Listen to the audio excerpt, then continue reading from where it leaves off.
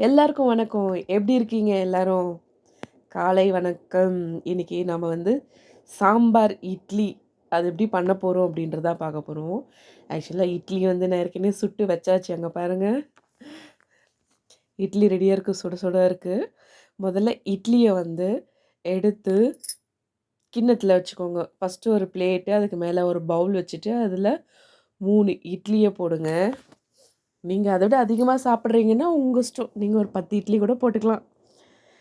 3 இட்லி போட்டுட்டு, அதில வந்து நல்லா சுட சுட சுட சாம்பார். சரிங்களா? நான் வந்து சாம்பார் வந்து துவரம் பருப்பு சாம்பார் தான் வச்சுருக்கேன். கூட வந்து கத்திரிக்காய் போட்டு கடைஞ்சு வச்சுருக்கேன். செம்ம டேஸ்ட்டா இருக்கும். ட்ரை பண்ணி பாருங்க. சாம்பார் ஊத்திட்டு, சாம்பார் எவ்வளோ ஊத்தணும்னா, இட்லி வந்து ஃபுல்லா மூடுற அளவுக்கு ஊத்தணுங்க.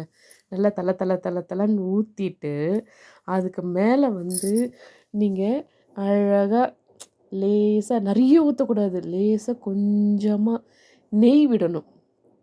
நான் வந்து பசும்பால் நெய் என் ஹஸ்பண்ட் கிட்ட சொல்லி தேடி அவரு வாங்கிட்டு வந்து குடுத்தாரு. இதுதாங்க பசும்பால் நெய். நான் சின்ன கண்ணாடி பாட்டில்ல போட்டு வச்சிருக்கேன்.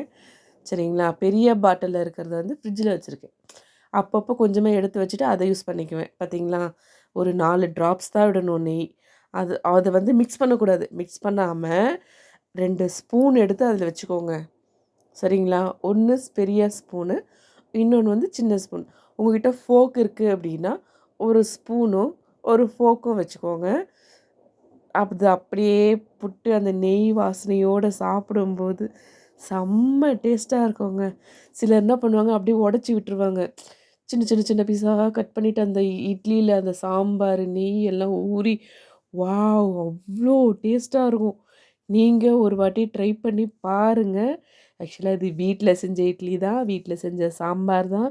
நம்ம நார்மலா தட்டுல இட்லி, சாம்பார் வச்சு சாப்பிட்றதுக்கு இந்த மாரி ட்ரை பண்ணி பாருங்க.